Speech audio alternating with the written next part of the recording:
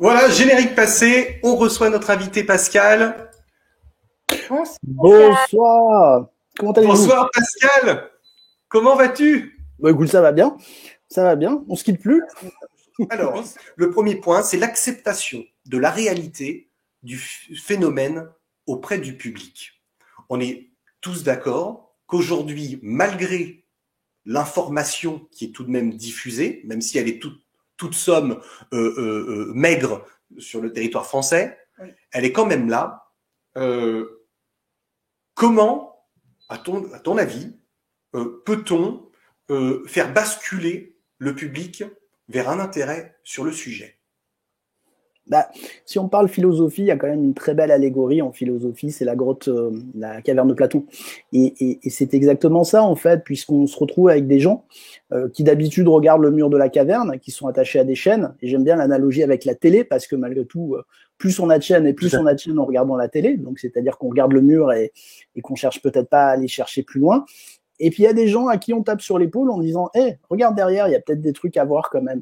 Puis ces personnes se lèvent, vont sortir de la grotte, vont voir des choses qu'elles ne sont peut-être pas à même de comprendre d'ailleurs, hein. C'est-à-dire qu'elles vont voir des choses et elles vont les interpréter à travers leur filtre. Quand vous avez jamais vu le soleil, allez décrire le soleil à quelqu'un qui ne l'a jamais vu, c'est très compliqué.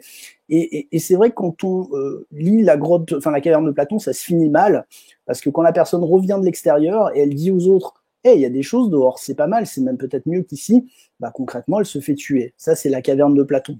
Et malgré tout, c'est vrai qu'on dit souvent que parler d'ufologie, c'est parfois une forme de suicide social quand même, d'aller dire aux autres singes de la caverne, parce qu'on est des singes, hein, on n'est pas autre chose quand on regarde notre évolution, il y a peut-être un sujet, il faudrait y réfléchir, levez les yeux du mur et venez avec moi, on va peut-être voir dehors s'il n'y a pas des choses beaucoup plus grandes que ce tout petit monde dans lequel on vit et qui nous semble être l'infinité de l'univers.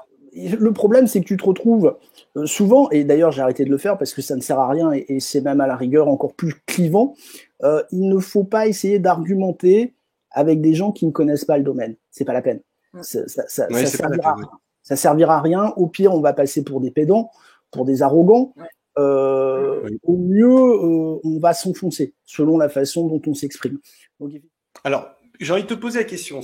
Comment, toi, tu t'y prendrais pour accélérer doucement, je ne suis pas dans un forcing, mais accélérer ce processus d'acceptation auprès du public? Qu'est-ce que toi, tu changerais pour justement avoir une information plus fluide? Comment tu t'y prendrais? Et Nico, en fait, je vais te faire sourire, mais on n'a pas à changer ce qu'on est en train de faire. Ce que je dis, toi et moi, et des gens comme Dominique, on n'a pas à changer petit à petit. On est une mêlée, c'est du rugby. Il faut gagner pas par pas. Il ne faut pas essayer de faire des coups d'esbrouf. On sait ce que ça donne. C'est des photos de mauvaise qualité qui sortent. On en a parlé rapidement ce matin, mais moi, quand je vois la vidéo qu'a sorti Jérémy Corbel avec son espèce de triangle, machin, ça, pour moi, c'est pas de la bonne cam, ça va être démonté rapidement, c'est totalement anonyme, c'est pas bon. Je crois que petit à petit, il faut apporter des choses factuelles, sourcées. Le dossier américain est un très bon exemple pour ça. Il faut aussi montrer que quand c'est pas vrai, il faut le dire aussi. Je crois qu'il faut travailler aussi sur les deux axes, c'est-à-dire aussi expliquer ce qui peut être explicable. Alors on parle souvent des lanternes taille, il y a des gens, et encore une fois, on peut le comprendre, qui confondent Vénus avec des vaisseaux. Si on se souvient de Starlink, les Starlink, les premiers mois, c'était un carnage, parce que les gens qui voyaient d'un coup 30 points lumineux dans le ciel qui suivaient, ils disaient, OK, on est envahi. Voilà, et je crois, encore une fois, si on parle des médias, les médias ne sont pas contre parler du sujet.